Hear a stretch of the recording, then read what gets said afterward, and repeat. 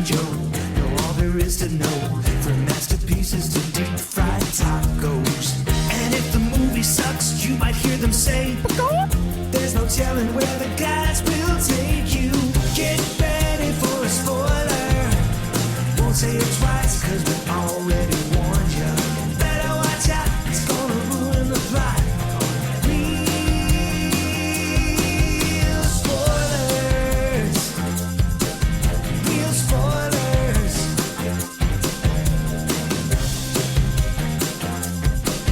Real spoilers. Broadcasting from the lush but not lavish studios located in the basement of the O'Keefe Institute for Advanced Film Snarkitude, this is Real Spoilers, episode 709? Close. 710? Which way? 7010? 710. 7010? 7,000 episodes, gentlemen. That's pretty impressive. Oh, that's a quad dig. That's quad dig, baby. Yeah, band of bros. There you go. Yeah, That's pretty good. thank you. Yeah. So let's go around the table and everyone can introduce themselves. This is Joe. This is Kevin. And this is Tom, and we have a guest today joining us via the magic of ZoomTube. Hello. Hi, Introduce yourself. I'm Matthew St. Clair. I'm a freelance film journalist who can primarily be seen on The Film Experience and Awards Watch, and I also have my own newsletter on Substack, Cinematic Words of a Chaotic Gemini, because I'm a huge cinema guy, and I'm a Gemini, so... Oh, There now we go. that is brilliant marketing. Ta-da! Yes, I like that. The branding, yes. And I saw Matt had seen this movie. You know, we're friends on Facebook, and I had seen him post his review, and I'm like, okay, good. I'm telling you right now, this movie, I did not expect it to be this good, but it's pretty funny. It's really funny. It is very, very funny. It's very, very I funny. totally agree. Matt really enjoyed the movie from what I took from his review and his social media postings. Am I correct? Definitely. I saw the movie back at TIFF, Oh, and I want to relive the experience of seeing the movie there, because That's awesome. Because for one, seeing it with a lively crowd was pretty neat, but also just for the sheer enjoyment of it. you saw this again at regular release? I haven't. I was actually going to, Yeah. but I was going to yesterday, but then I saw my local Cineplex was having a double feature of Mummy and Bride of Frankenstein. That's a and win. I just could not pass that up. No, I don't blame you at all. That's a big old win. Yeah, but I bet this one will be fun with a crowd. But okay, I'll let you do your plugs real quick. Okay, yeah. Before we get to end everything, shameless plugs. Don't forget we're available on Apple Podcasts, Spotify, Google Podcasts, wherever you find a podcast, you can find us. While you're there, be sure and follow us so you never miss an episode. Maybe leave us a review. That's super helpful and greatly appreciated. You can find us on Facebook, facebook.com/Real Spoilers. While you're there, like the page, join the group.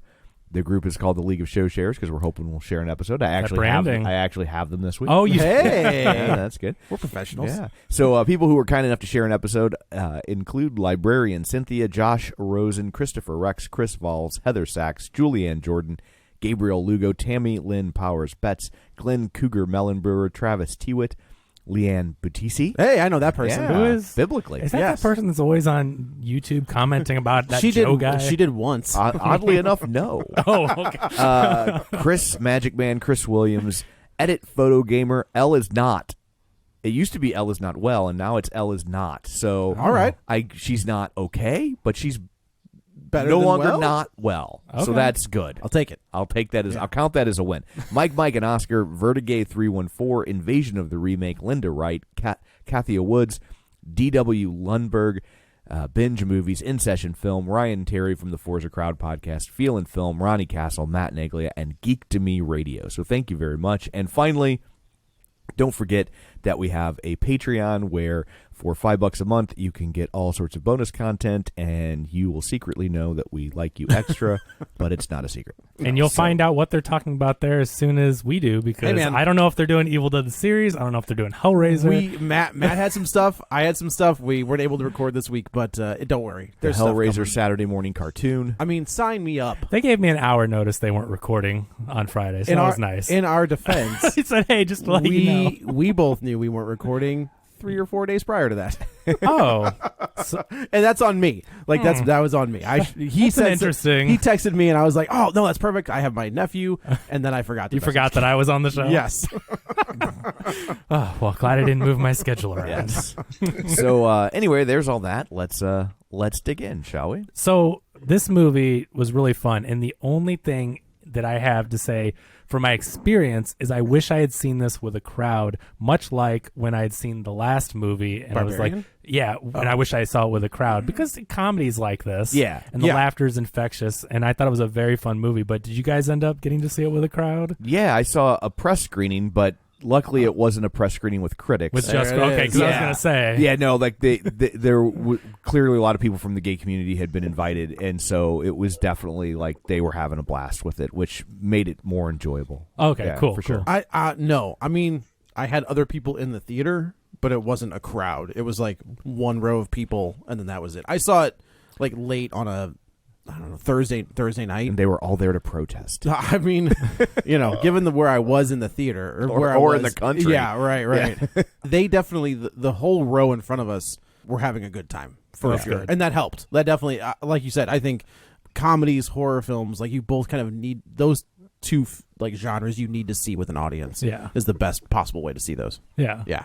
I wish I had a big crowd, but it was me and Katie, and then there was a group of 4 guys in the front, and then there was one woman to our right. It was like 5 other people in the theater. We were all enjoying it. It's like it's interesting because to me this felt like a very old school romantic comedy. The beats of it are very much old school romantic comedy. Yeah. But the meat of it, the dressing, it isn't. Yeah. Right? And like the that's what makes it feel fresh. Right? With a little Apatow Yeah. twist to it, like the Apatow raunch. Yeah. I guess is the best, because there are some scenes there's just, I mean, they don't shy away from anything, For and sure. it's hilarious. Yeah. Like the way that they are integrated into the movie. I will say the only thing, kind of like in some of the romantic comedies of old, the love interest is kind of bland.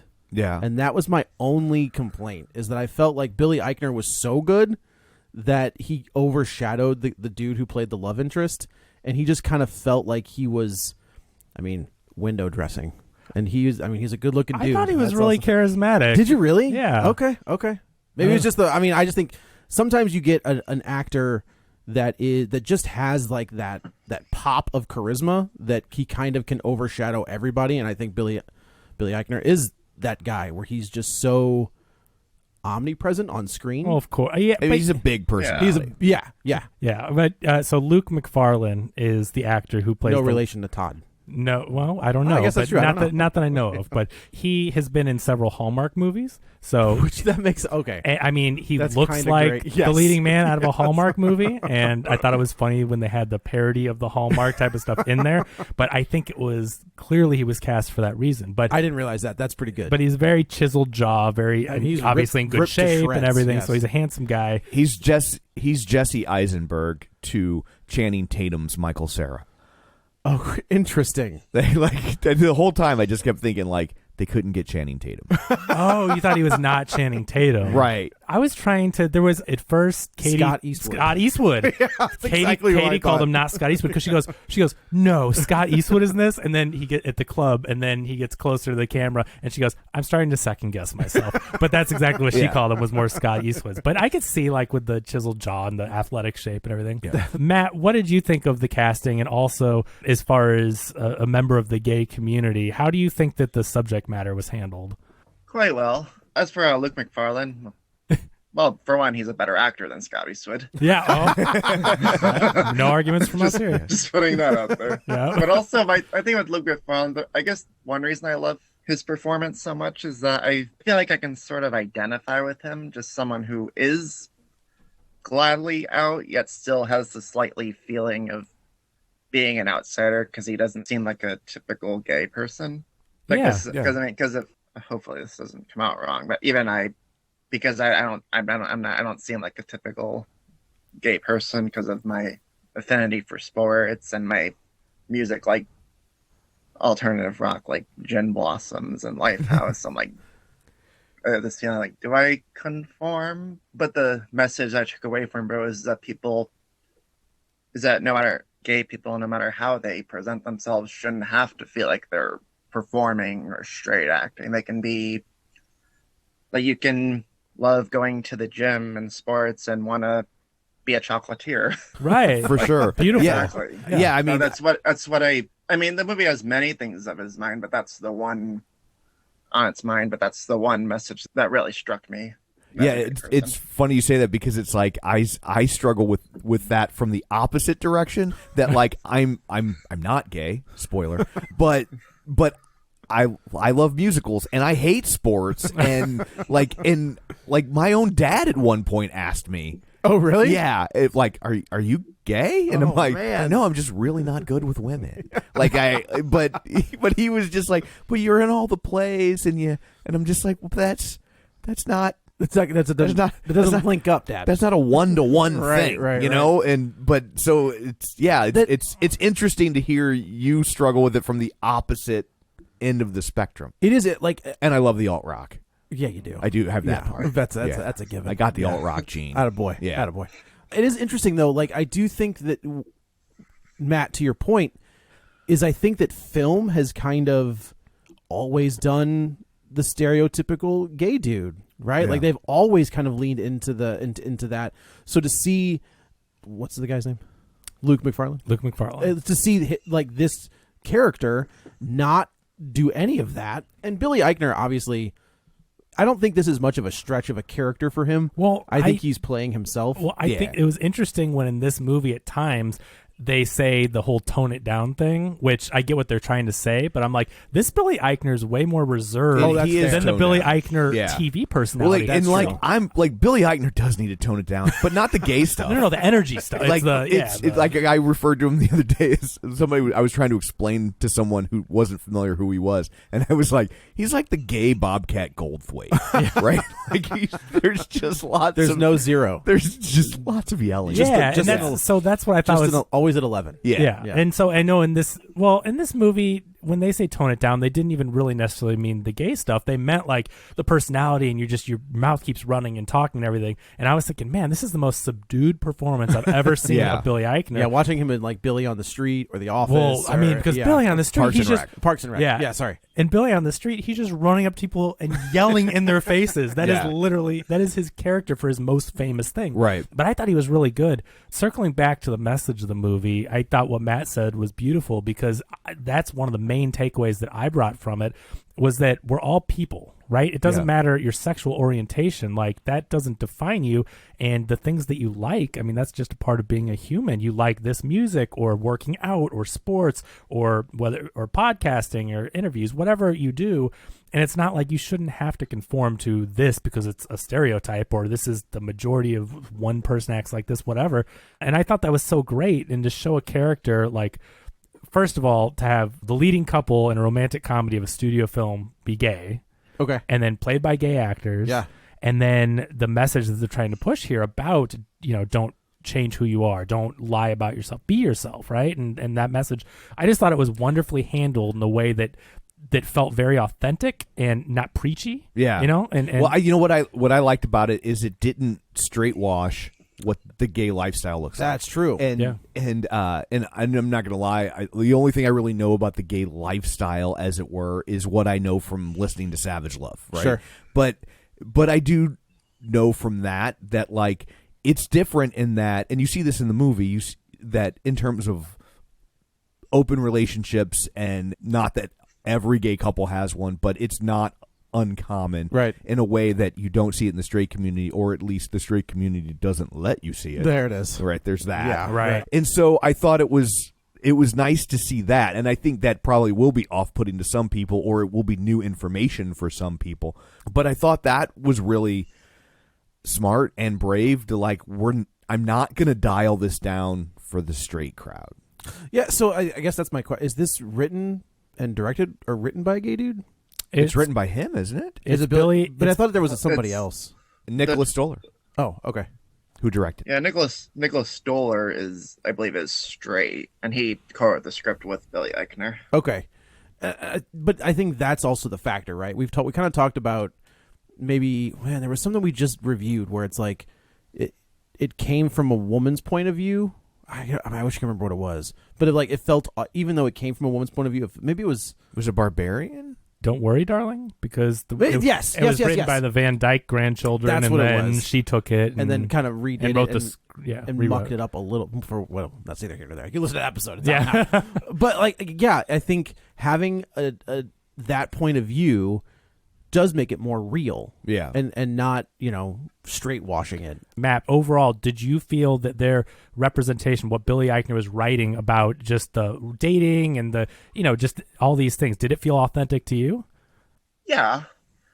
I won't go into too much detail, but I've had Sure. my experience dating men who have been Yeah. from open relationships, so it is fairly accurate. And I do admire just how unapologetically frank Yeah.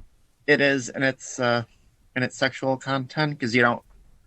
I guess that's one thing about it that's so groundbreaking. Because on a mainstream gay rom-com like this, you don't see that kind of you don't see that kind of gay sexual content.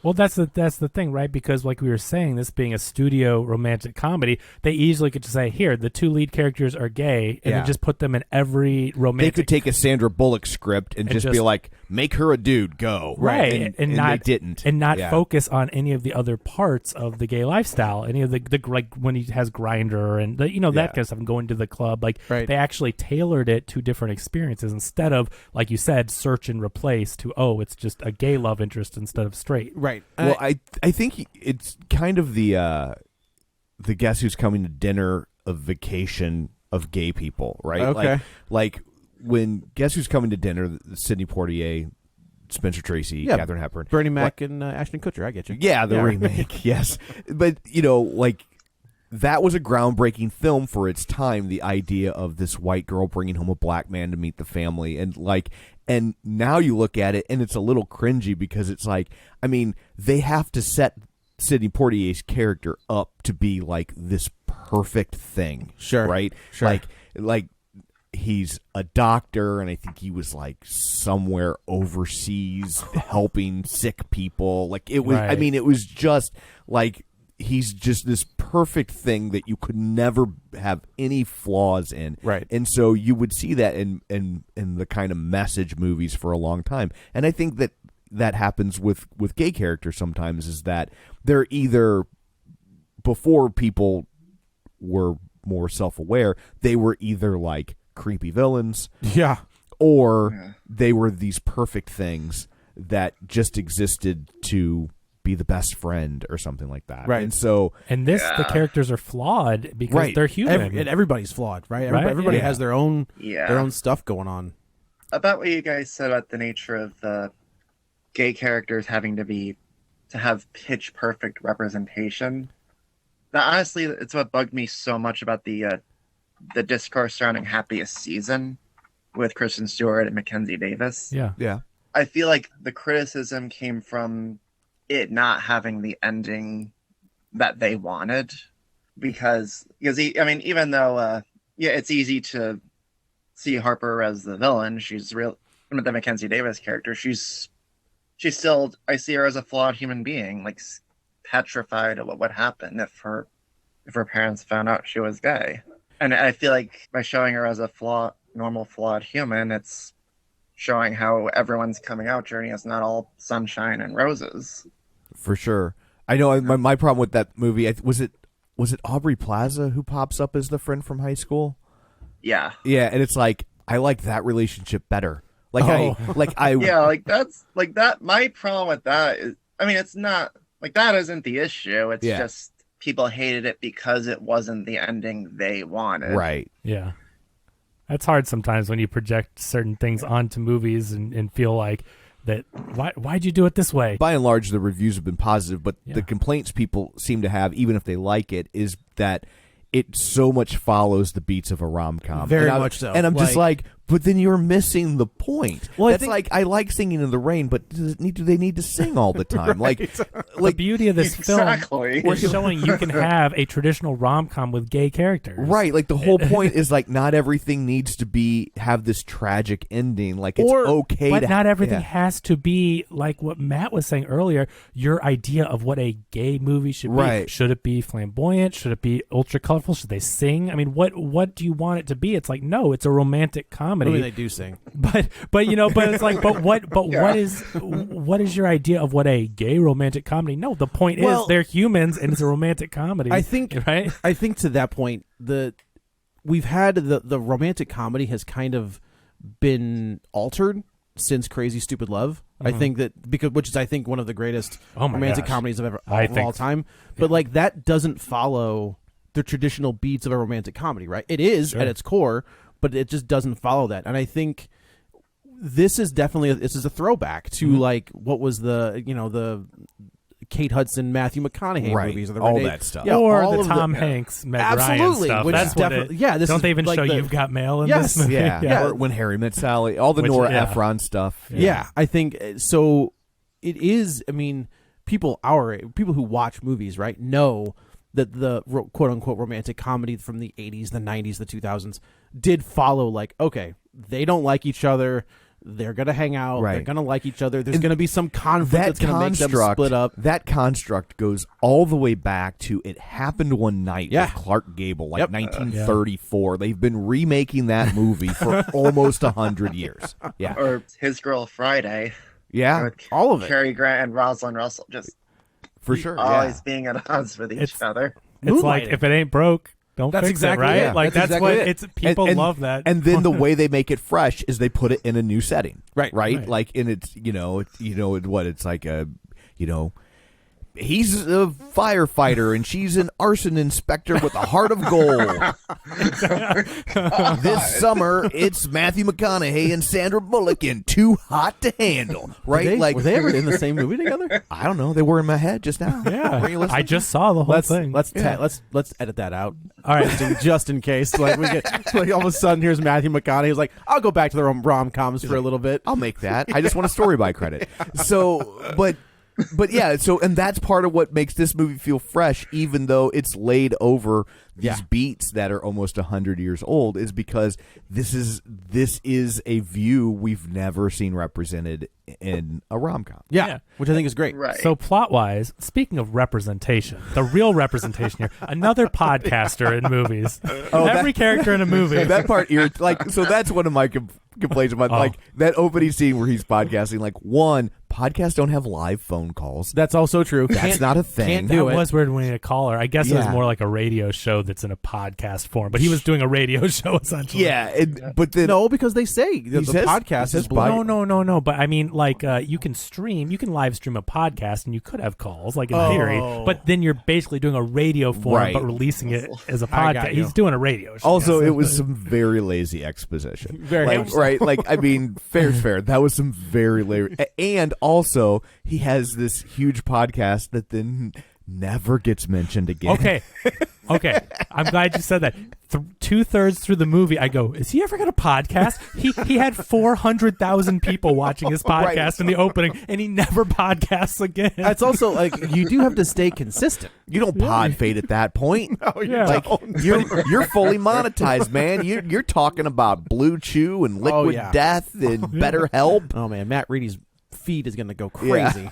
It was so funny how they never even show him like in a scene, like being part of the plot, like, oh, I have to go record my podcast. Right. Like, how do they never mention the 500,000 listeners? And you got to figure he's doing what, one a week, maybe. I mean, You you would would think top, at if you have, like at the least. if Yeah. you have 400,000 people, you're probably doing a daily, like that's a Monday probably through true. Friday You got a podcast. Patreon that you're not Anyway, recording. but it because was people had to funny go out of that town. they did use it as kind of a way to set it up, because honestly, he could have just been a museum curator. He didn't have to be a podcaster. It was just they had to give you an information dump. What can at we the do? beginning. What can we Yeah. do? Oh, he's a podcaster. So it was very interesting That to we'll set never talk about ever But I again. thought, like, when Halloween 2018 came Yeah. out, we were like, oh, a podcaster on the big screen. Seriously, how many movies now do we review and there's a podcaster in it? But I guess it just shows you how mainstream podcast. Yeah. But it is. But, man, it was very funny, though, because what was the last one? those We poor j- podcasters we on just Halloween. covered a movie that had a podcaster in it, I swear. Vengeance. Okay, so that was like the premise of it. Yeah, Beside that, yeah. that was a few episodes ago. Yeah. I'm like, oh my gosh. Maybe for Halloween Kills or Ends, they'll bring a podcaster back to. I hope so, to finish up. Talk about the podcasters Oh. that Michael Myers killed. Blair Witch, we found the podcast. You know, they were doing a podcast Oh on the road my- and interviewing. Yeah, We found the podcast, and we're going to yeah. finish it. Oh my god, take that out too. I don't want make sure that nobody takes that idea. Oh, was that the premise for the last one? Oh, I don't know. I just made it up. That's what I'm saying. Don't it's gonna put be the that out. premise of our Don't put movie. that out there. God dang it. The hidden podcast. All right. But yeah, we're introduced to Billy Eichner, and he's this podcaster, and he basically says, "I don't want a relationship. I don't want.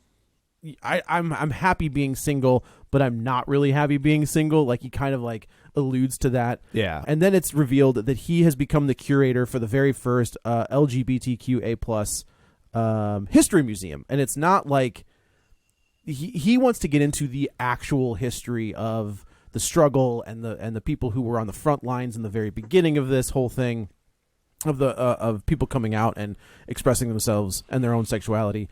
And it's also like you get a really fun group where they're all just trying to get their own stuff into the museum, and I like them as a group where they're all not friends, but they're like, that's the way I took it, is like we're cordial because we work together, but we are not. But they don't have anything in common other than straight world thinks they have sex weird. That's right. Right? Like that's the only ultimate thing they have in common, which I thought was a funny dynamic and something you don't see in movies very much, is the kind of infighting in that world. Yeah. Of, there is this thought of like people think, oh, put a straight white guy or put a cisgendered gay white guy in your movie, and you've represented the LGBTQ Done. world. True. And it's That's like, not the case anymore. Yeah, but you left out a lot of letters, right?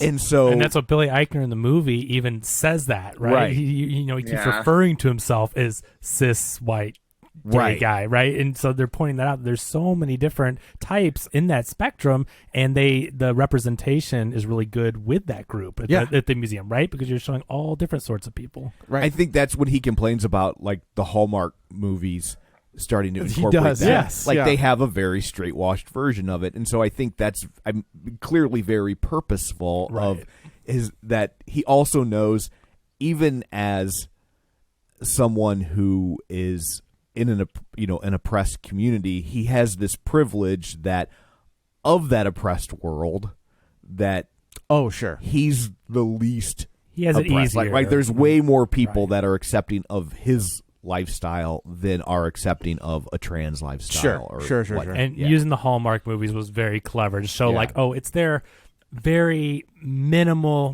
effort for that representation, right? With those movies. The Polly one at the end. Yeah. It's just the best. Polly Holly Those were good. Polly Holly Christmas. And it was just called hilarious. It was like Hall Hark or something. It was like Hall Heart. Hall Heart. Okay. Heart Mark? No, it was Hall Heart. Hall Heart. I think it was Hall Heart. Okay. But because at first when he said it and they were kind of making fun of them, I'm like, did they just use Hallmark? I did 'Cause think it the same sounded- thing. I was like, man, that's a bold move. The first one, I think they probably purposely said it. It sounded just like Hallmark. right. And then you saw it and they kept saying it. I'm like, oh, they did change Do it. they? I honestly, I pay no attention to that. Do they?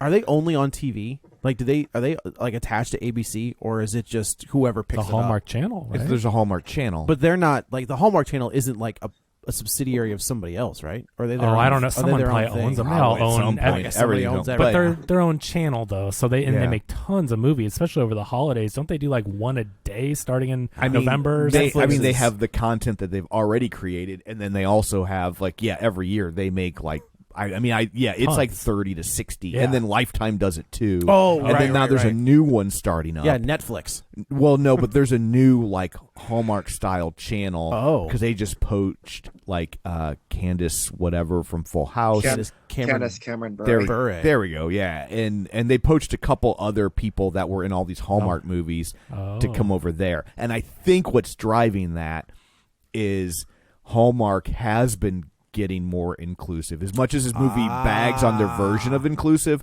like Hallmark's been getting more inclusive, and this new channel is starting up that's like, no, come over here. And so like, because that Candace Bure, yeah, right, there's is one. is very conservative. So they're poaching the more conservative ones over to do the old fashioned, big city girl learns that Christmas she in- should be home making cookies. But that's another reason why I think that Luke Macfarlane is such perfect casting, especially when I looked him up and he's been in the Hallmark movies, because he's such a believable romantic lead, and it's like, Yeah. oh, well, he literally is. Right.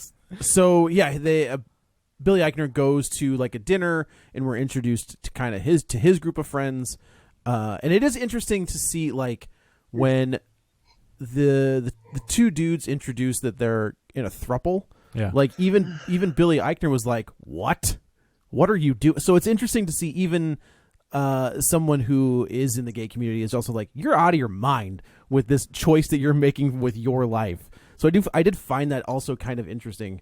But yeah, you've got the because it doesn't like that is a subject which would be they would raise eyebrows no matter what community or your orientation or whatever. It's like that's a whole nother person in a relationship, and relationships are hard enough with two people. we're both dating him, and he's just like, yeah. Oh my god. Okay, the cutaway gag with the grandma. Yeah. Oh my gosh. As soon as that happened, I'm like, okay, we're in this movie. well, I like to me that feels like Judd Apatow. Right. There are certain beats in this movie where I was like, well, there he is, there he is, there he is.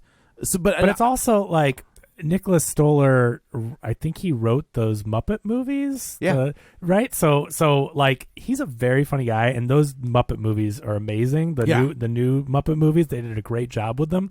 So Nicholas Stoller co-writing this with Absolutely. Billy Eichner, I think those two did a great job, and Billy Eichner brought a lot of his experiences and obviously these points that he does a really good job portraying this character and driving these points home that we've talked about. And then I think Nicholas Stoller with the comedy that we've seen in his other comedy, I mean, he's great at comedy, and so the two work very well. I will say, like, Yeah. I'm a bit of a Nicholas Stoller fan. Yeah, he's great. Particularly because of how he, along with Paul Feig, helped introduce Rose Byrne as a comic genius. Oh my gosh, yes, the Spy, Rose Byrne and Spy. even in Bridesmaids. She's true, great. it's She's true. great in Bridesmaids. Neighbors. Oh, Neighbors. yeah. That's fantastic. I like Neighbors. Wasn't there a second one? There's a second I never one. saw the second one, Second but the one's- first one was funny. The second one's got what's Hit Girl.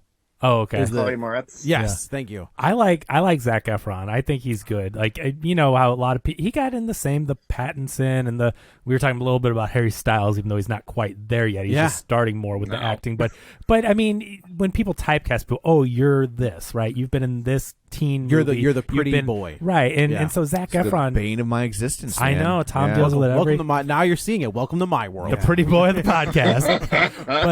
but Zac Efron got typecast in that High School Musical, right? Yeah. It Oh, was yeah. Big just time. like the other ones in their things. But he's really good. I think he's good in he's comedy. He's very funny. good and dramatic stuff. What was the? You liked him in that DJ movie? Is your favorite? Oh my god, that movie's so bad. Is that time travel? Which one? Was that the one that was? What's the one Time where like Travel. I don't think Zac Project Efron- Almanac? Is he not in No, that? I don't think No, he's in he's that. not in no. that. What was the No. DJ one? The We Are these Your my Friends. We're your friends. Oh. yeah. yeah, directed by Max from Catfish. Yeah, what a garbage movie that So was. Go back and find if you can find that in the feed somewhere. That is early on and real spoilers, but that movie it sucks. was bad. He's my But not hero. because Zac Efron. No. He's Johnny Storm. If they don't cast him as Johnny Storm, that is a missed opportunity. I didn't know it was directed by the Catfish guy. Yeah, that was he left Catfish for To do that? and then came back, and now he's gone again. But yeah, Woof. yeah, He's directing We Are Your Friends too. yeah. We're still your friends. Well, man, if they get to We're Your Friends too, I quit. Then Hollywood is officially out of IPs to reboot. No kidding. No Yeah. joke. So he announced, they had this really funny scene where they're all arguing over bisexuality awareness week, and then Back at the museum. yeah, right. Yeah. Billy Eichner is just kind of living his life, and he ends up going to this club, and he's talking. Who I thought this friend is the guy that I wanted to be like. He was the friend. hilarious. That Yeah. one. That dude is amazing. I think it's Guy Branum. Oh man. Who plays Yeah. Henry? He was hilarious. I was really hoping that they And would I also- give him a straight best friend. The to same way make that, the same way that the straight people That always would've have been the kinda gay funny. best friend. Right.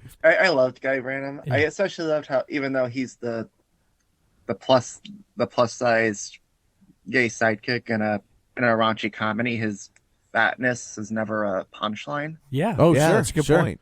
I love that. I love that very much. Yeah. Oh, yeah. No, that was great. I noticed that too when I was watching. I'm like, yeah, they're not being mean about the way he looks or anything. He's Yeah. just the best friend. And his remarks about Oh like my the old God. guy. He looks like a ripped Dumbledore. Yeah, every single time he opened his mouth, every line from him, he was hilarious. And I think he even made Billy Eichner break at one point because his character really? was not laughing in the movie, and he says something, one of those lines. It might have been the Dumbledore so one, good. something, and you see Billy Eichner laugh, and it seemed like he made him break. I can imagine. I will say though, when they showed that guy, I was like, no, I get it. Yeah. He's a ripped Dumbledore. That's impressive looking man. Hilarious. So and it's this point that typical romantic comedy, your lead sees who's going to be the love interest from across the room, and of course this guy, I do like where I think before he goes to the club, she's like, oh, you're going to that one of the friends. It's like He "You're goes to going-" his sister. Oh, and that's then- right. Is that right? Yeah, he goes to his sister's house, and then another thing that they don't. Are you going to that club where you're going to take your shirt off? He's like, I don't take my shirt off. You think of the stereotypical clubs, and they cut to it, and everyone's dancing Everybody's with their shirts off. Yeah. But what they do that you never really see though is they with the kid, right? Like he says, or should we be talking about this around him? Like And they're like a little too accepting. Like Yeah, where he says, I wish that like gay sex was more taboo among Right. straight people. Yeah, but so they're talking about it, and I just thought that was refreshing because it comes up again when Billy Eichner's talking to Luke Macfarlane's mom and later. But it's like they're not shying away because just like in the way that kids, I mean, yeah, you're right. Maybe it's a little too much, but for the comedy. But the point is, you don't shy away from saying that these straight people are in a relationship around kids, right? And so it's like, but they were straight up talking about anal sex in front of their kids. For the joke, yes, obviously. What that- is it? Oh, it was the bottom dance. Yeah. Right. He was like, oh god, That was the joke to make it awkward, whatever. But the point, though, I liked they made where they were just at least open about talking about, these people are gay. And Right. later on, again, when he brings it up around the kids, this is a good time to introduce to real them. quick. Is the woman that plays Luke Macfarlane's mom was the neighbor off Married with Children, right? Is that who she was? She looked familiar, That's but who I I- couldn't place her. I But like couldn't- in Married with Children, I think she comes out as gay. I think the actress is as well. That's and what I that's why thought. they Okay. wrote that storyline. Okay, that makes sense. But I'm I pretty believe. sure Amanda Bierce. And she's in Married with Children. Yeah, Is she her was. second She known- was the neighbor, Marcy. Marcy. Oh man, Okay. Marcy was the worst. That was Although- really fun at the end. Although points to Joe for referencing her from being in Married with Children and not from Fright Night. I knew she was. Right. I know she. Trust me. that's her number She- one known for. It is that she was the girlfriend in Fright Night. that- Okay. Also, man, that if you've never seen Fright Night, do yourself a favor and do it. Oh, 'Cause yeah, it's it's fun. amazing. Yeah, it's that's- so good. yeah. So The first one was Bobby, who is Billy Eichner's character, sees Aaron Aaron McFarlane from Yes, across the room, and they. and the friend Henry says like, "Oh, everyone says he's boring," and it's I will talking say, bad about like, him. he does come off boring. Like in this initial interaction between the two, he does kind of come off boring. Which is the point of the Which is character the because point, he's yes. working his suit and tie job. He hates his life, and he's not. I wouldn't say trying to hide. I but think he just he's the exact same person. Almost like his characteristics are the exact same as Bobby's, in that he doesn't really want a relationship. He's just kind of doing his own thing. Like he's telling Bobby, right? He's like, I'm gonna go have sex with this guy and his husband when we leave here, and he was just like, what? Wait, what? So very like, matter of fact. Yeah, he's very matter of fact, and he pulls a Batman where like they're in this conversation, and Billy Eichner does say something that's kind of dickish. Yeah. And he turns around and Aaron's gone. Like Yeah. and we don't see him leave. Like even as a viewer of the movie, we don't see Well, him right. walk It's a away. cut. They cut to close up on Bobby, and then they cut back, and Which seems wide like view a and he's gone. very like comedy trope. Yeah. You Yeah. know, like if you set that somewhere in like an office, it's the same thing where it's like, wait, what the hell happened? Yeah, and he does it to him multiple times. He keeps disappearing on him. And the thing, and I guess the thing is that you're right. Even more so than Bobby, Aaron's thing is that he's just so not looking for anything. He likes the way his life is. He's not trying to get into anything. And Bobby keeps saying things where he's just like, oh no, this guy wants more. I'm not. Oh, you think committing." that way? I definitely I feel that read way. it. Like as they're progressing. Remember when he tried to kiss him and he didn't want it? Like he's very That's much like, true. I don't even want. This is getting too close to a relationship. Even in the beginning, like even I think he could just read that Bobby wanted more than he was comfortable with. Right. He wanted to go hook up with the guy and his husband. That's his, no strings attached. And I think the kissing and the moment they had, they almost like a little meet cute moment, like Right. a rom-com. Very much so, yeah. And so that was like, nope, I'm out of here. Yeah. So that becomes our focus for the most part. Is Billy Eichner's trying to get this museum up and going, and I guess it's been pushed back. Like the opening has been pushed back a couple times. So Yeah. there's a little bit of fear that this isn't going to happen. I think the Deborah Messing scene is amazing. Yeah. It was great. Deborah I Messing. love that scene so much. Yeah, It that was great. And it's so true about any kind of actor. Yeah, in it's their like I have no idea if it's true, but it's true. I think it might be true for her. Yeah. You know? I mean, how long did that series run? It was like 7 or 8 seasons, And then it got they a brought reboot? it back for. I think it only ended up lasting 1 season as a reboot. Maybe it was 2. Maybe two. Well, we've talked about this with TV characters. There's something so personal as an audience, and I'm not saying necessarily any of us are like this, but when you come into someone's home for a decade. Yeah. Once a week and reruns. You For feel sure. like you have this connection to them and they become the character. Like Right. you don't. There's no disconnect. You just see that you see her as Grace, and she's like, "I'm not Grace. I played a character." Well, and then add to the fact that like that was the only version of gayness on television. I was thinking at the time. same thing. So Yeah. so if you were in any part of that community, like you probably watched that, and it was really True. important to you. So it's Did they? I feel like that. I remember watching that show from start to finish. Like, Yeah. but I did watched they, it did too they when partner it aired, that yeah. with something? I mean, It was like TGIF, right? part of the Thursday Yeah. night NBC lineup. Yeah, I thought, okay. yeah. That's a good point. I never really think back to, like I said, I watched that when it aired and thought it was really funny. And I think never it was like a middle show. I feel like it was either like in between. It Friends went like and Seinfeld. Friends, Will and Grace, Seinfeld, or something like that. ER. Yeah. But that must be one of the first like mainstream gay representation in a TV show, like to have the main characters be the So the focus. first reoccurring gay character on a sitcom, you want to go down this rabbit hole with me? Because I'll do it. I'll do Well, it. not first, the first but the reoccurring focus. gay would have been Billy Yeah. Crystal on Soap. Oh, And- sure. And if you go back and watch that, it is not aged well. Their heart was in the right place, but they had no idea what gayness looked like. He starts off being very effeminate. I mean, like, very. Well, yeah, the effeminate. first clue you said it's Billy Crystal. Yes. So I mean, and then at one point his character wants to have a sex change, which that's not, as we would define it now, necessarily quote unquote gay, Right. That's trans. And then he has the epiphany that that's not what he wants. And so and then I will say, after that storyline at the very beginning, they kind of they dial that, they tone gotcha. that down, and he's still gay, but he's not quite as prancy I gotcha. and as he is at the beginning.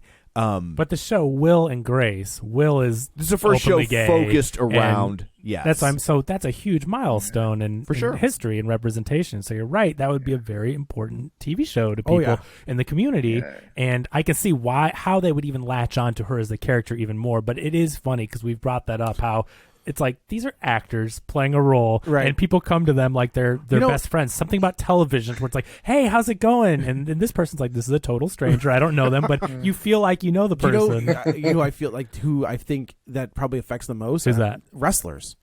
Oh, true. You know, like Yeah. those guys play characters on TV, and then they have to go into public. and they play the character. The They Hulk live Hogan the on character. TV is not Hulk Hogan at home, but when he does appearances, he's got to be Hulk Hogan. Right, You that's know, true. like- It follows Yeah. them off the TV Yeah. into their public appearances and everything. Yeah, they're like method acting their Kinda, whole life. and not- really. obviously- Maybe even Simon Cowell.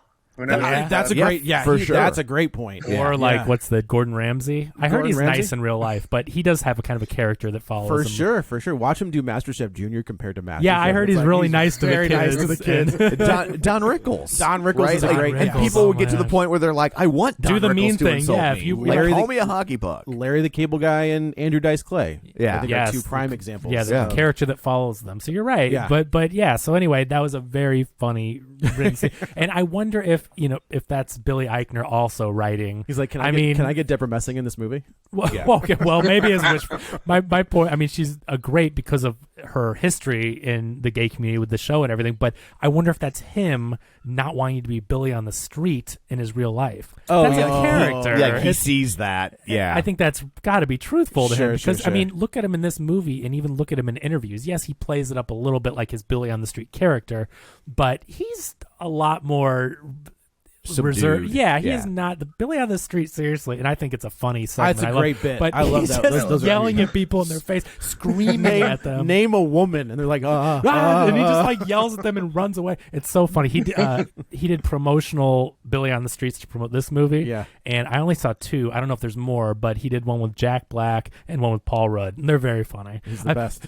Name a Jack Black movie. Name one. And the person can't. And you know that even if you knew the movies, being confronted like that on the street, you would freeze. Like, yeah, I was like, who? and it's so funny when they thought he was Zach Galifianakis, one of them, because he's got the big beard. And he's Right. like, The Hangover. He's like, no. That was an interesting line in this movie where Bobby and Aaron are walking down the street and they're asking, what's your favorite movie? And Aaron says The Hangover. And it's one of those things that I don't even think about, but Billy Eichner's character is absolutely right. Like, it's the highest. the first I don't know if it's the first thing, but it's pretty close. And One of the first things when you meet the Bradley Cooper as the teacher. Yeah, well, he is stealing money from children. But when he pulls up to Stu's house, right? and The joke, and is, it's but like, and he's like, that's from 2009. Yeah, it's that's not that long ago. Not that long ago. And it's like, look how far we've come, though. Like, you just absolutely could not do that nowadays. absolutely not. Even well, though I guess now hold on a second. They did it in Barbarian.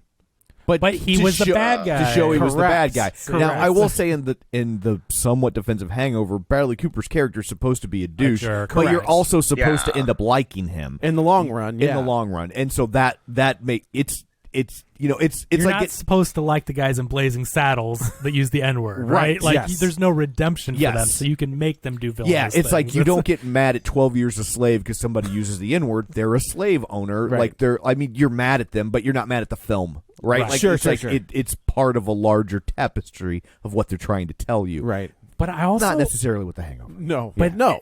This is pretty smart writing too, though, because not only is this making a good point about media and how far we've come and what was acceptable just a decade ago, Aaron also says, I'm not offended by it. It's my favorite movie. Like, I'm not that sensitive, which I think was kind of cool because he could see the whole movie isn't ruined because of one bad aged poorly line, right? Right. Yeah, I do agree with.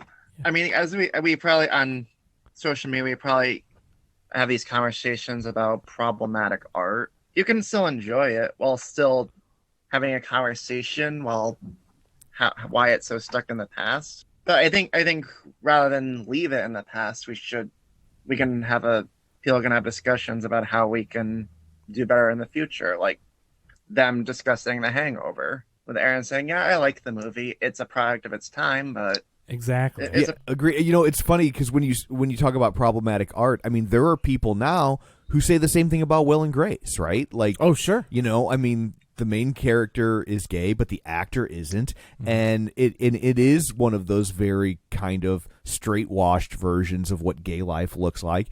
But people forget that At the time, like, you mean, is it fair? No, but like, you have to take baby steps sometimes, and if they hadn't made those concessions and to get that into the mainstream, and it hadn't have been the popular show it was, right, you wouldn't get the next step. Right. Right. You'd be robbed Yeah. of all the good Yeah. things that show brought, and so it wasn't perfect. But what is, and as Yeah. things age, we keep finding these imperfections. I always think of the show Barney Miller.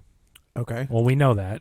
Sure. But, And right. so there are two gay characters on Barney Miller that are reoccurring. They pop up a couple times a season. Okay. And if you go back and watch it now, it can be a little cringy. Like but ultimately, there's one police officer who's very put off by them, but for the most part, the cops are like, they're pretty nice to him, but the characters are very over the top by today's standards.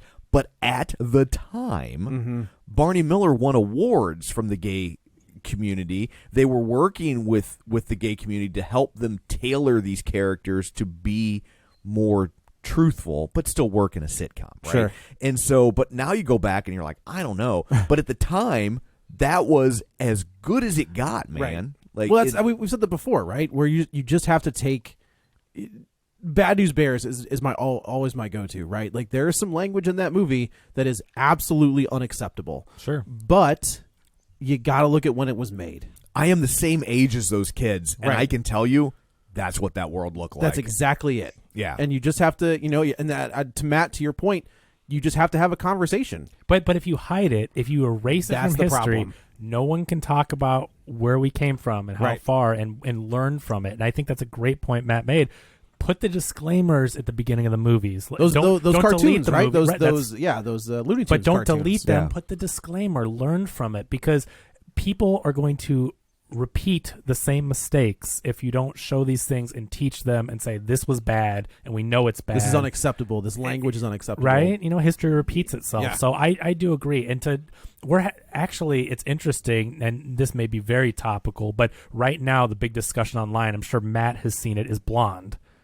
People are going yeah. online and saying, if you like Blonde, you are a horrible person, and you should have This your is the credit card taken Marilyn away. Monroe Yeah, biopic? I mean, there's a lot of people that the movie's like 50% on Rotten Tomatoes, right? You love it or you hate it, kind of a thing. Or, there's not a lot of middle ground there. But people are entitled to their opinion. And someone said something really, I think it was Chris Evangelista online. He says, when did we stop being able to view and discuss difficult art? Like, art doesn't have to be 2016. but when you present art, it doesn't have to be either or like problematic. Maybe he said problematic. Sorry, I'm just off the top of my head. But when did we stop being able to discuss problematic art? Like, art doesn't have to be perfect and have no issues to be discussed or even to be enjoyed or appreciated. We can discuss it and we can talk about it. Well, that's but the now whole it's point. like, but That's people, the whole point of art, Right. is to invoke a discussion. but you've got a whole new mindset of people saying, well, there's this problem in it, and so if you like it, you are the problem, or if you watch it or talk about it, you are the problem, instead of letting this art exist and people discuss it. so you're saying we're not covering it next week? I don't think we are, but not because of that conversation. Just we'll kind of, this is, again, this movie does follow the beats almost identical to your typical romantic comedy, where they get together, and then they get a little, things are moving in the right direction. They get a little too close. Aaron pulls back. We get to the Deborah Messing scene which is just fantastic, and then they end up like Then we get to reconnecting. when and Deborah Messing gets so mad, and then That's she the best walks part. away, and then they're all standing there and like, "What'd you do to Deborah Messing?" Right? And she comes back. She's like, "The door is locked." Okay, I'll get this. No, I don't want you to do it. I want her to do it. Very funny. They go to a Pride Fest in Plainville, You got me. wherever that was. Yeah. And we get a pretty fantastic Provincetown. Province. There you go. There we go. Provincetown, yeah. Rhode A pretty Island. fantastic cameo from, I know him as the brother from Independence Day. Harvey Firestein. Thank you. Oh, which Yeah. I mean, Which I gotta- That's a very Joe thing. I That's know. where you he know didn't him say from. Mrs. Doubtfire. That was the Yeah. other one I was thinking of. Okay. But he's always the brother. But Harvey Firestein is awesome. He's a famous playwright. He wrote the book for La Cage aux Folles, which you would Oh, know really? is Birdcage, and he has a very famous play called Torch Song Trilogy, which was turned into a very mediocre movie. Oh. But the play is really good. So The brother from Independence Day. Yeah. So I mean, but think about that. He was writing the play La Cage aux Folles. I mean, Yeah. in the 70s, Right. When was right? that? But And the there was Birdcage was a huge movie adapted from that. Yeah. was there that's a remake though, right? Like, so it was there a French film. There it is. And then Okay. they made like 3 or 4 of them as French films, Okay. and then they took that and turned it into a stage musical, which then became a huge hit. Yeah. But it's also, you And could he was look, in it. Harvey Firestein was in. Yeah. Oh, was he really? Mhm. You, Starred you in could it. also look back at that and say it's kind of a straight washing version. Sure. Of, so it's I like, mean, when you look at Nathan Lane and yeah. not Robert. Robin Robin Williams. Williams. Thank you. I was like Robert. De They Niro, were that's not supposed to play opposite. right. Oh, they true crimed it. Or Yeah. True detective. Did. Yeah, they were. It was supposed to be The Robin Way Back. Williams was going to play the, Oh yeah, the way back. the, Good call. Way back. Yeah. the drag queen Oh really? character, and he was like, I think this might. I'd like to do it the other way. Okay. And Nathan Lane was like, sold. But look Yeah. look at that movie and how mainstream the It was Birdcage huge, was, For right? sure. I don't Yeah. think people today realize that was a massive, movie. Massive. It was a Huge massive. movie. It wasn't a big gay movie. It was a huge movie, Right. right? Mainstream so, massive So hit, yeah. I haven't watched that movie in a long time, and I like the play. I've seen the play, but I haven't watched the movie in a long time, and there's probably dated things with it too. But Sure. again, you got to look at it at the time and how big it was and the representation. So I think to the Teaching whole him to walk like John Wayne. That was great. That's fantastic. That's so good. What a great scene. So they go to this Pride Fest and they take their relationship to a different level. Are you talking about the sex scene? Yes. Okay, I think this is another really huge step for them to take because again, Well, they do it twice too.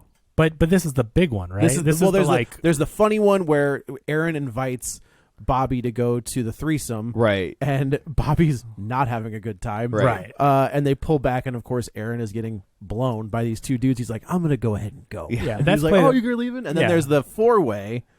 Okay, but this is the romantic love scene, Yes, right? very much Which so. they don't shy away from Yeah. it. I mean, it's a very Right. it's a sweet.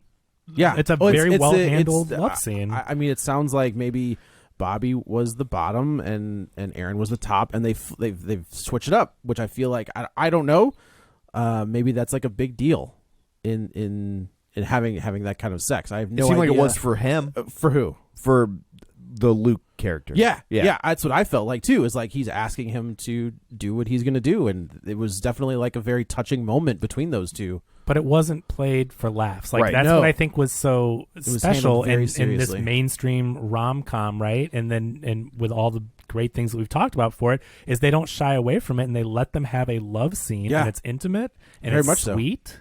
And when it's all done and they're laying there, I mean, it's a sweet, touching moment, and it's just something that we haven't seen on a studio level. No, I agree. It's no different than watching Kate Hudson and Matthew McConaughey. Right. It's the exact same. Why should it be, right? Right. And that's what I think is so special about this movie and all the things we've talked about, for representation to the topics they handle. But when they put it out there and let them have a love scene, just like all the other romantic movies get to do. you But know? I think the larger takeaway should be that this is not an eat your vegetables experience. No. Right? Like No. this is a laugh out loud funny movie. Yeah. I laughed out loud Multiple multiple times, times, and I'm a hard laugh to get. And He's dead on the inside, folks. Yes, If absolutely. you've listened to the show, So I mean, so for all of that stuff that's good, it's also like it's just a funny movie. It also does this other stuff well. It doesn't have to undermine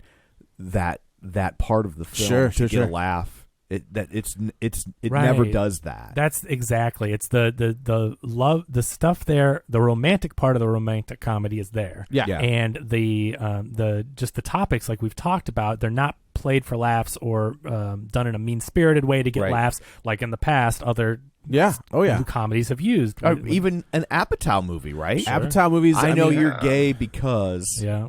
right? Right. Which I mean God dang it. which is like it's a very conflicting scene because you're Yeah. watching going like I don't know, but it's also funny. It's also but it's also Rogan like, and Rudd. Yeah. So like they're two lovable dudes. right. They have this way of where it's not. It Yeah. doesn't seem like it's coming from a place of hatred, No. but it's also like.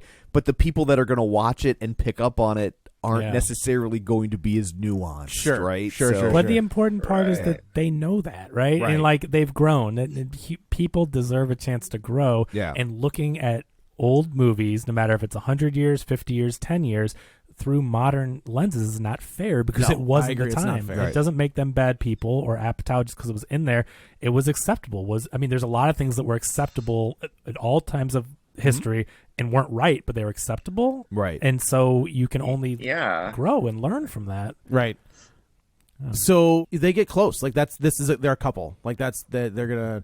Despite their best efforts, Correct, they correct. end up falling. They Well, do, the like, big they the have big deal was that there is a guy that went to high school Right. with Aaron, right? Is Aaron. it- okay. Yeah, they played hockey together. They played hockey together, and he was supposedly straight. And they even run into it. The movies when him and Bobby are out, they run into him and his fiance. Well, they find out through just social media or something that he broke it off with his fiance, and he came out as gay. Right. And so Aaron has always had this crush on this guy, and even told Bobby about it earlier. So when they have this holiday party, and they're I now thought- kind of a couple, and this guy shows up, he's like, "What's your view on monogamy and what and is I this?" think that's a very good conversation to have because this But he entire- has it. But it's not a good conversation to have When you're drunk. When you're face drunk. Correct. Like, and that was Correct. the thing. It wasn't from like an academic standpoint of like, so what are your views on monogamy? Right. It's It was like, so I met this guy, and what are your thoughts? Yeah. You know. and Bobby is like, okay, like we'll give it a shot, and then the four-way scene is really funny. because he says he's like, I don't want to just go off with him. I want us to be with him. But, Yeah. but okay, so like that's an interesting point, right? Like Yeah. Aaron is not saying I just want to sleep with. I want this new experience with you, Right. I'm not leaving you behind. Right. I Like- want to do this with you, which I do think is better. Well, I think Aaron's coming from a place of not being in a relationship or wanting one at all. This is a big step for him to be in this longish term, few months or whatever, with Bobby. And Right. so I think he's trying to do his best to not just totally give in to his base instincts, but like, he's And trying you know, to. when the straight community looks askance at this sort of stuff from the gay community, Right. Let's just be very frank. If men could get women to like this, they totally would, right? So, like, if you live in an ecosystem where it's only men, then this is what sex will look like. Yeah. And if you could get women to think like men, then that's what straight relationships would Could look be. like. And if you think otherwise, you're wrong. Like then there's this other Steven, I think was his name. Oh my gosh, who this just guy keeps pops trying up. to interject himself into Yeah. this, and they're just The way like, he "What pushes are you-" himself in, he's Oh like, my "Hey, God, it's so great. It's very funny. And then the buddy comes in like while they're in the middle of having this. Yeah. Well, Henry, the really funny. yeah, friend, yeah, and he was like, "Oh, hi, Steven," and he was like, "Ah," and like runs away. But one of the big plot, the big the thing that like gives you your conflict is Bobby says, "My entire life, my dad, they all accepted me." Yeah, this is a good scene. I think, And and you know where it's going, right? Yeah, Like, and it's- you're talking about the speech on the beach. yeah, where he just Yeah. says they told me Yeah. to Yeah. tone it. They And all you- accepted me, but And they I feel told me like to tone it down. this scene, as good as it is, there is no acting going on in this scene. No, I think he's this is speaking from the totally heart. him describing his life. Yeah, I think that's Is fair. this after the mom thing? No. The This is blow up? before the Okay, mom okay, thing. So sorry. he tells him this. He says, "My dad, my parents accepted me, but they always told me, dial it back, dial it back." The thing I liked about the beach scene is how it ends with, and they were wrong. Like, Yeah. like I Yeah. ignored them, Right. because I didn't know what else to do, and I was right and they were wrong. Yeah. and then also, And Aaron accepts that. and he's also bummed because his parents didn't live long enough to see it. Right. That like he, Yeah, his Couldn't parents are prove both wrong. gone. Yeah. Right. He's an orphan. Yeah, exactly. Yeah. He's an orphan. Yeah. But No, it's you should adopt them. yeah, it's funny because not funny, but interesting because it's like they talk sometimes about how the universal is in the specific, right? Yeah. And it's like so that's a very specific experience to a gay man. But I also I really related with everything he was saying. Well, yeah, you because said it's that like, earlier, Parents' yeah. acceptance. because it's like my family was like, and I know this isn't.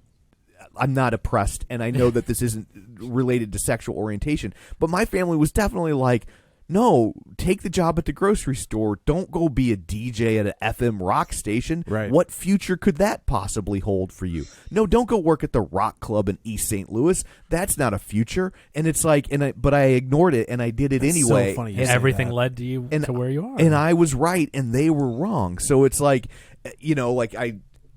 while I know nothing of the oppression or being shat on by society the way a gay man would, but I totally related to Everything to what he you was just- saying. Yeah. Everything you just said is, I think of as Kevin Smith said this one time. He said, "For the longest time, people would ask me why. Why are you going to do that? Why would you do that?" And I just started asking myself, why not? Yeah, Why wouldn't? And that's how I got. Honestly, that's how I got here. yeah. So But yeah, parents not understanding is Well, because they want what's best for you, and what's best is the safe choice. They or think not, it's- not best, but it's quote unquote what's- smart choice. It's it feels safer to go you could probably end up a manager at a grocery store. That seems like a pretty solid existence, and Yeah. it's safe and it feels achievable in the way introducing Being at a Gin rock- Blossom Records doesn't. Hey, now. right? So He's like, wait a minute. You say Jim Blossoms? But yeah, that's a really good scene. It is. So And I think Billy Eichner's actually really good in this movie. And I say that not He thinking that I is. ever thought he was bad, but I didn't know Billy Eichner we could don't act like that. We don't Yeah. know him as any other character but the Parks Right. and Rec Billy. But on the that's what I'm street. saying. Yeah, and, yeah. and this was a great showcase of his Yeah. dramatic talents. And not only is he very funny as we know he can be, but he gets to do some heavy lifting, and Yeah. he's really good. In He's those really scenes. And I think what you said, he's speaking from the heart. I'm not trying to disparage his performance by saying it's not acting. I'm Right. just saying I don't think it's very far afield from his personal experience. He wrote the movie, so Right. that's it. Probably not. It's not in the unfair to in the say- same way that as good as Pete Davidson was in King of Staten Island, there wasn't it wasn't a long walk. It wasn't Yeah. a stretch for him Yeah. to be but that character. But yeah, seeing as that he wrote it, I think it's very fair because it's like, Yeah. well, he wrote himself to say these things, and where did he get those ideas? and Apatow's good with finding the comedians and bringing that personal story Getting out that of heart. them. Because King of Staten Island, Trainwreck. This is 40. It's funny people. Yeah. I know funny people kind of gets shit on. It's but like two movies. it is. Yeah. But I think that's got a Yeah. lot of heart to it. Yeah. You know.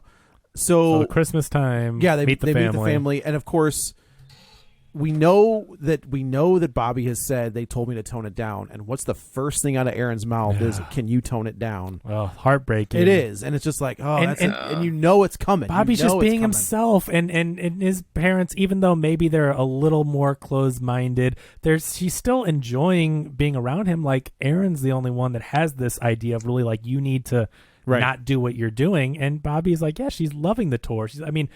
Everyone's having a good time, but And then Aaron has this dinner. It's the dinner scene that pushes it over the edge. But you can tell growing up, Aaron has dealt with a lot of conflicting stuff with his parents, and so he's got this idea of you have to be this certain way because that's how he grew up. Right. Yeah. So it leads to a massive blow up between the two, and they kind of go in their separate directions.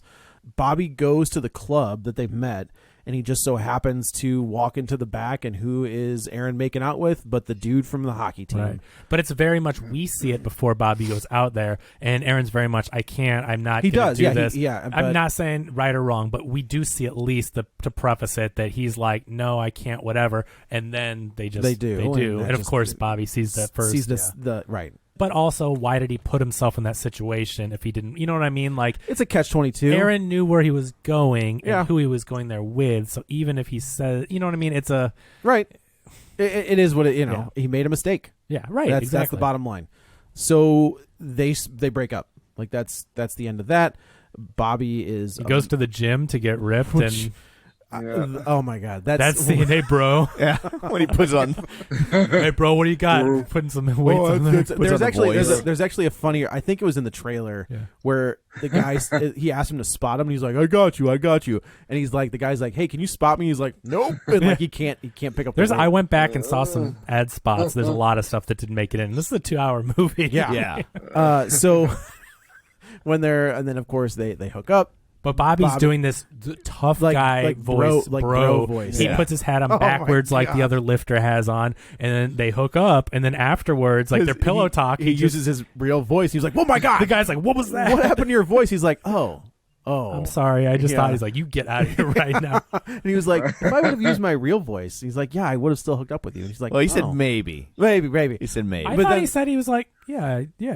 But it also like it wasn't very convincing. They have- It was like maybe. I took it more because they were trying to make the point though of don't change for anyone. No, I And- did. Yeah, but I Exactly. agree. But I also think the point is, it's like, yeah, don't like know. I do like not when everybody's gonna be. People like what they like. That's okay. When he sees the Streisand poster, and he was like, "Oh, Yeah, really?" like, He's like, "Yeah." that's why it's one of my favorite scenes of the movie, because it kind of hammers down the movie's message without Yeah, exactly. spelling it out for you. Right. That's exactly what I really liked that too. Where it's like, yeah, don't change. Don't just be yourself. And if that person doesn't like you, this guy, maybe he would, maybe he wouldn't have. He says he would. But it doesn't matter. Like, if people won't like you for who you are, then you're not meant to be with that Right. person. It's okay. Yeah. You don't have to like everybody. Exactly. Yeah. So I'll kind of speed through this. They break up. The Well, The and museum- Aaron has this through line earlier where he says, "I couldn't be myself. I wanted to make these chocolates." Right, And you know, this big, strong, tough guy, because Aaron is very masculine, very much you know, so. works out of the gym, Sports and he's all that ripped, good stuff, sports, yeah. all that. And so he's like, "Me making chocolates," and Bobby says to him at that point in the movie, he's like, "Why not? Why can't you make your chocolates? do whatever Like, you want." Right? It doesn't matter. Exactly. Yeah. So the museum is opening. Like they get the one scene we did not Bo talk and about, Yang. which was just great. He goes to Bo and Yang, and he's this eccentric millionaire or billionaire. He has all this money. He needs $5 million from the museum, and Aaron's a financial guy. And so when you think he's not going to get the money, Aaron steps up and says, "Hey, we'll do whatever you want." And ends up being this roller coaster of gay demon trauma or yeah, something. It's Yeah, it horrible idea, but very funny. And I'm like, please show that later. And it comes And back. they do, But yeah. they get the $5 million. They can open the museum. Right. So the museum's going on. It's going to open. They have Bobby and Aaron have gone their separate ways at this point. And I think Aaron must see it somewhere that it's opening, and they decide. I think he texts. Aaron is having a conversation with his brother, who I got to tell you can't figure that out. The brother must be adopted, right? Oh, just because he looks so different. I mean, a lot different. Yeah. Could be, And yeah. mom and dad are like Mayo White. Yeah, You I mean, know? who knows? It's just hard to say. But they're brothers, and he's like, just text him. Like, what? You're stupid. Why are you so dumb? So he Well, I texts like him. you can see they've been distant for so long. Yeah. And you realize There that is I'm telling you, there's like weird time jumps because the last time we see them, we see Aaron and Bobby together. It's Christmas. and that's the big blow up with Bobby is being himself, and the mom's a school teacher, and he's. But then they see each other at a bar later, and he said like they have this discussion outside the bar, but they're not like there's no snow on the ground. They're wearing like lighter clothes, so there's like a big time gap between those two scenes. it jumps around, sure, and there's a lot of stuff I think cut out of the It's movie. global warming. Also Yeah. true. Yeah. But the big blow up that breaks them up is with the parents and Yeah. not letting Bobby be who he is, and they get into a. They're both in the wrong, I would say, in this situation. I mean, right? Bobby even says he's like, yeah, I went out of my way to be too much. Yeah, Yeah, and- he owns that. Yeah, Yeah. so it's like in this scene, it's hard to watch because Aaron's saying tone it down, all this stuff, which is totally wrong to do. But then Bobby's being a total jerk and not respecting where he's like, like there was a middle ground there, and both of them were wrong. But that's the big blow up. And the mom is a second grade teacher, and Bobby's like, why won't you teach the kids about the gay stuff? Which is And- like that's a topic going on right now. Yeah. Right, I in mean, school, critical race theory, all that very stuff. much is, so. And she's like, I think they're a little young, and he's like, okay, agree to disagree. But no, I can't. What, and he keeps going, and it's a big blow up moment. Yeah. So the final scene of this movie is, Aaron decides I'm gonna go. You know, they text each other, and he was like, "Hey, do you want to meet up later?" And he was like, "Yeah, sure." It's very much like the grinder conversation, the bare bones conversation. Well, they have like- this it's their little cute thing where he's just like, hey, what's up? It's Yeah, just very right, basic kind of a text message Yes. they do throughout Yeah. the movie. Aaron takes it upon himself talking to the brother. The brother's like, you need to go win him back, doing the whole go make a big run to the airport, the big Yes, show, whatever the exactly. cliche thing is, Yes. the big thing. Pretty much. But he decides, I'm going to make those chocolates. I'm going to be true to myself. I'm going to be a chocolatier, and I'm going to make them for the opening. Is that really what people that make chocolate are called? Yeah, they're called chocolatiers. I had no Yeah. idea. When they said that, I thought they were just making up a word. No, that's a word. Yes. Have you ever watched Willy Wonka? I'm pretty sure they Did they say use the he's- word chocolatier in Willy Wonka? Well, even in, I'm pretty sure in both versions. But if you watch the new one, no. Oh, okay. So I was gonna say it's in a Are you song. crazy? It's like Willy Wonka, No. the amazing chocolatier. Tim Burton movie post Batman. I like the Willy Wonka Tim Burton. But I liked it. I think don't it's get very- why people hate. It's very true to the source material, Yeah. and I think it's good and weird in all the right ways. Deep Roy, it's all good. But anyway, Either way, they- another they subject. get See how Timothy Chalamet Oh. falls. Oh yeah, Yeah, right. Wonka, the prequel. the- yeah, yeah. right, right. Oh, Yeah. that's the story I've always wanted to know. Yeah. So, The burning Maybe- question. Who knows? Maybe Paul King just wants funding for a third Paddington movie. There you go. yeah, Exactly. one for me, one for them. Yeah. So he, the museum goes off without a hitch. It's going wonderful. You've got the hall of gay trauma. Like, you've got people coming out of that. You see the You've got- Bowen Yang's idea they actually they did. actually did it. He's standing like, wow. everything was great until 2016. Yeah, right. So But he's giving a big speech at the and then the here, opening. here comes Aaron. Who just performed Doja Cat or something, or I Dua don't- Lipa? He's Yeah. just like, they don't show it, but he's like, thank you. They had some huge star there. Yeah, I wonder if that was like, we'll just throw a name out there and see if See we if can they get will, them. yeah. And if they can't, we'll just say It that was they were very just on funny stage. referencing off stage, like, thank you, Dua Lipa. It was just, So we get this song, and it's Aaron has said earlier in the movie that his favorite genre is country. So that was a good joke. That was a, Bobby writes kind of like a country, like a Garth Brooks style. well, he says his country. favorite Garth Brooks. his musician is Garth Brooks. Yeah, and he's and like, then Garth Bobby even Brooks. introduces it as like the famous gay icon Garth Brooks. Like, it's such a random choice. If you but- ever get a chance, Tom Segura from Your Mom's House has like a beef. My mom's house? Your mom's house. Okay. Has like a beef with Garth Brooks. What? Okay. And it's to the point where Garth Brooks had to turn off comments in his like comment section. Oh, all because Segura's all of the people Your went to- Mom's House people went there Oh, and started like jeez. asking him like, where are the bodies, Garth? Oh, And, my like, God. it's great. I can't. Yeah. It's so good. So he wrote they, this song for him. You see him doing this, and we don't know how it's going to be used. But as soon as Aaron shows up, Bobby's like, I wasn't going to do this. I was never He going did to. have it like ready to go. I But- will say. He had even trained other people to Play the play music. on the song with I him. know. Hi, we're gonna do that thing. But he's like, I wasn't going to do this, but now I have a reason to. It's a But I very, will also say that feels like very much the sort of thing you see in a romantic comedy, It is. right? Absolutely. Yeah. Pretty much. It Yeah. is. Absolutely. So it goes off without a hitch. It's and, a good, sweet song. Like, Yes. he does a good job performing. and Bill Hader's it. got a pretty good voice. He sounds like he Yeah. sings it like Garth Brooks. Yeah. Oh, Right? yeah, for And like, sure. I mean, It was Garth Brooks, right? Garth Brooks is the guy that Aaron said he liked. Okay, yeah. I was just making sure. Yeah, so Yeah. I'm not a big country guy, but I was But, pretty but sure. he was watching Brad Paisley. That's what was. Yeah. Yes, there was something Yeah, confusing about that. I thought that like he would like something a little newer than Garth Brooks. like Luke it Bryan felt or like whatever. something someone who doesn't know anything about country would say. I know Right. that one guy. Yeah. Yeah. But that's funny because I remember seeing Brad Paisley when he's looking something up, and that's why I was confused because he said Garth Brooks, so I know what he looks like, and I'm like, that's not don't okay. know.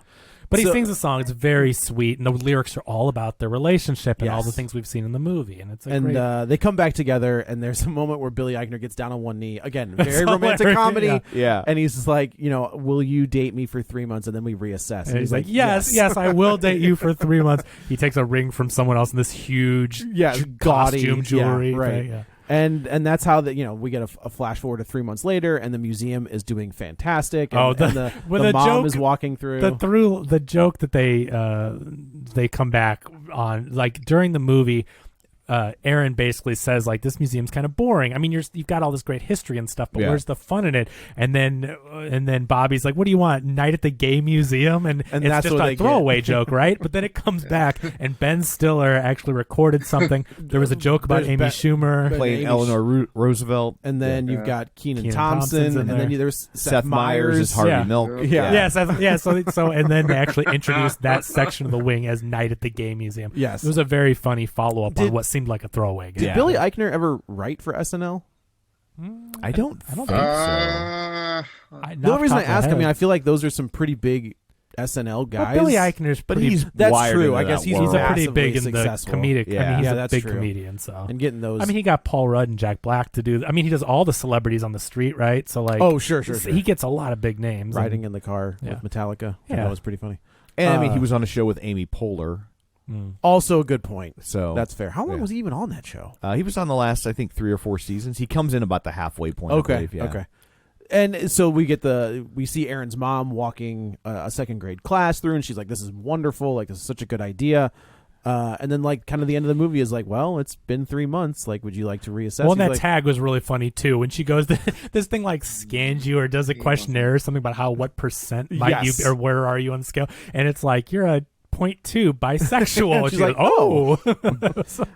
which was a callback, I guess, maybe to the you're saying unmarried with Married with Children. She comes out as gay. okay, so Yeah, maybe, yeah. but it's just a funny thing. But to where, she has like she's the Ned Flanders to Al Bundy's Homer Simpson. Yeah. Yeah. So then they talk about kids. Yeah. And that's how it ends. where where Aaron's like, "Do you ever want kids?" He's like, "No," and he's like, "Oh, come on!" And it's very sweet. I think the relationship was really sweet, handled well. It was a very funny movie. I liked both of them. I thought they had good chemistry. I did like the actor. I that totally played hear Aaron. you. I think he was very charismatic. Obviously, it's super handsome, and he's a Hallmark love interest guy, right? Right. Perfect casting. I really enjoyed it. No, I think this is I miss rated R comedies. Yeah. That's kind of where I land. Is like I think rated R comedies, when done right, are amazing. So, Yeah. and this is a great This is a example. big gamble It's a huge by Universal gamble. And to it does not appear to be paying off. Oh no, really? which is a shame. Yeah, the box office is really Yeah. Dang. But like It actually kind of hurts me that it's Totally, not doing man. so I get well. that.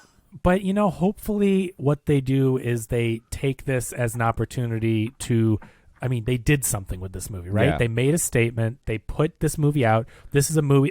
First of all, not even just because of the two gay leads and the subject matter, but comedies now are dumped on streaming. That's They where are. comedies Yeah. go, right? Yeah. People are not going to the theater for comedies because they know that they can watch 100 on Netflix. There's one every week or 3 a week that come out on streaming. And if you don't see break up your binging of Dahmer Yeah. with like Yeah. comedy. but if you don't see it in the theaters in a few weeks, it's on streaming, right? speaking of LGBTQ, That's a off big- the tag. they had Yeah. to remove the tag. Yeah, that's probably a big not a bad idea. Yeah. But the point is that studios are not releasing comedies in theaters. They're Yeah. going straight to streaming. And this is a movie that shouldn't have been relegated to streaming. Yeah. It's important enough. It's historic in Yeah. its content and what they do with it. And I'm glad they put it out there. And hopefully they don't write it off as, oh, this was a bad decision. Hopefully they knew that it's not just because of subject matter. Comedies just aren't playing like they I also used to. think October and we've got all these liked- horror movies out. That's what I'm saying. Like, and it has been a murderer's row of horror movies Yeah. recently. They've been Yeah. really good, and I just don't know about the timing. Right? Yeah. Like you've got Smile that I think it also was getting really good reviews and was doing really well. And like you said, it's October, and Yeah. people are going to go see a horror flick over a romantic comedy. Yeah. So I hope they don't take the wrong lessons. It's a good movie. No, it's a very If good movie. I think it would have been better if they released it in August. Sure. August was it, or was it September? I think September. There was like nothing came out. Yeah. It seemed like. Yeah. Yeah. Wish they would. But on the flip side, do we really think people were out there saying, "Do I go see Smile or do I go see Bros?" I don't know. Man. I don't know. I also I don't honestly think it's don't the know. best title. Oh, okay. Yeah, I get what they're doing with it, but yeah, that's true. Yeah, That's but fair. I love it. I would say it's one of my favorite movies of the year. Go see it. Not just to support a movie that's kind of a historic moment, but go see it because it's a great movie. Yeah, yeah, it's a lot of fun. Like I said, it's not an eat your vegetables No. experience. This is a fun, funny movie. That's what makes it so clever. Like you Yeah. said, the thing that makes it great is that it doesn't have to stray from the conventions. Right. Right? This is a movie about human beings Yeah. and a relationship. Yeah, and they take the template and just work their own story into the template. which is Yeah. great. It just shows because people are people no matter what, right? It Yep. doesn't have to be, oh, why does this seem like every other romantic comedy? Every other romantic comedy seems like every other romantic Right. comedy. Exactly. There's no reason this Yeah. can't work. It is. for It this is story. rare that something breaks that mold. Yeah. For sure. But this movie does in its own ways. Yes. Yeah. And it's very clever, Yes. very smart, and important, but not in an eat your vegetables way. Yeah. In an entertaining way. For sure. So anyway, I guess that's it for this one. Let's go around the table and everyone can say where to find them. This is Joe. You can follow me on the Twitter at JoeyButts, BUTTS21. This is Kevin. Follow me on Twitter at Kevin R. Brackett. And Matt, where can they find you? On Twitter at FilmGuy619. Awesome. And you can find me on Twitter at Roger Kubert or on Facebook at Facebook.com/Tom O'Keefe. You can find the show online, Facebook.com/Real Spoilers. While you're there, like the page, join the group. And of course, don't forget our Patreon, Patreon.com/Real Spoilers. So that's it for this one. Thanks for tuning in. And until next time, Perry used to love Billy. Get ready for a spoiler. Won't say it twice.